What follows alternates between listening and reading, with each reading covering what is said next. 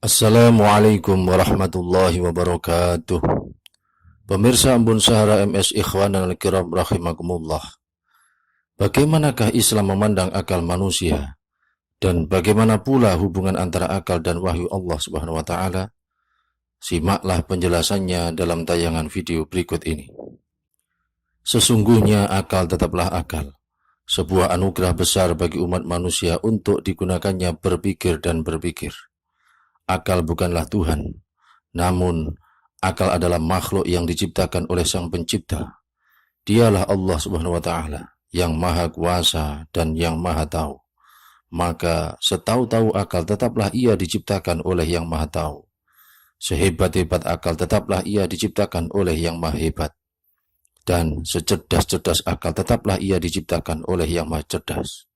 Dialah Allah Subhanahu wa taala, Tuhan seluruh alam semesta ini. Akal tetaplah akal, yang sangat memiliki banyak keterbatasan di bawah kekuasaan Sang Pencipta yang maha luas, lagi maha tak terbatas. Karena itu, selamanya akal tidak boleh pernah dipertuhankan, tapi ia harus selalu pada posisi dimakhlukkan. Hanyalah Allah Subhanahu wa taala selama-lamanya yang wajib dipertuhankan dan disembah sepenuhnya dengan kesempurnaan ketaatan.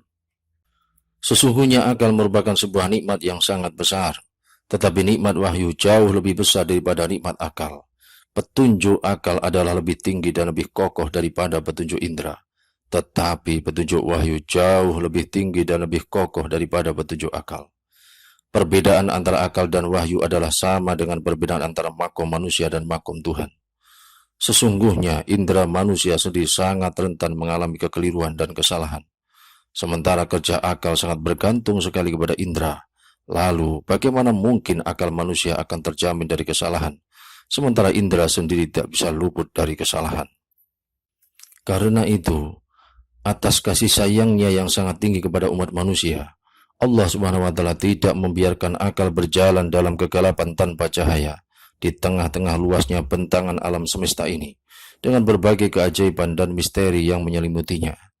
Maka, Allah Subhanahu wa taala menurunkan lentera petunjuk, yang akan selalu menerangi perjalanan akal umat manusia dengan sinar kebenaran dan cahaya keselamatan, sehingga ia tidak akan terjerumus di dalam kegelapan lembah pemikiran dan terperosok ke dalam kesesatan penalaran, serta tenggelam di dalam samudera kehinaan dan kebinasaan. Sebab akal tanpa petunjuk wahyu Allah Subhanahu wa taala niscaya akan melahirkan kezaliman, kebatilan, kerusakan, penderitaan dan kehancuran. Sehingga lantaran akal sekaligus dukungan hawa nafsunya, betapa telah muncul manusia-manusia yang menghalalkan pergaulan bebas, perzinaan hingga LGBT, menghambur-hamburkan harta benda atau tabdir dalam pesta poya-poya dunia, dan bahkan menciptakan perang yang mengorbankan nyawa berjuta-juta manusia tak berdosa, dengan berbagai dalih dan alasan yang tidak dapat dibenarkan sama sekali, baik oleh logika, realita, ataupun agama. Tetapi sebaliknya, wahyu tanpa perhatian akal pikiran manusia tidak akan pernah mendatangkan guna dan makna bagi kehidupan umat manusia. Wahyu diturunkan tidak sebatas hanya untuk dibaca atau dihafalkan saja, apalagi hanya sekedar untuk dilombakan dalam berbagai ajang musabaqah tilawah atau tahfidz semata.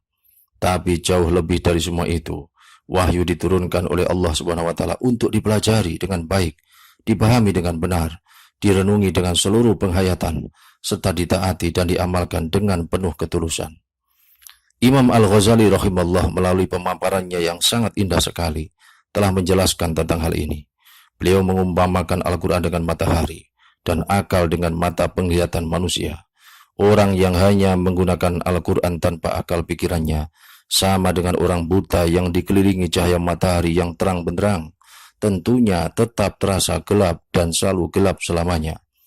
Begitu pula sebaliknya, orang yang hanya menggunakan akal pikirannya saja tanpa petunjuk Al-Quran, sama dengan orang yang memiliki mata penglihatan yang bagus di tengah alam yang gelap gulita, tanpa cahaya matahari sama sekali. Ia akan berjalan tanpa bisa melihat sesuatu apapun dalam gelap pekat yang gulita, maka ia pasti tersesat dan bahkan terjerumus ke dalam jurang kebinasaan. Dari sini jelas sekali bahwa Islam sangat memperhatikan keseimbangan antara akal dan wahyu.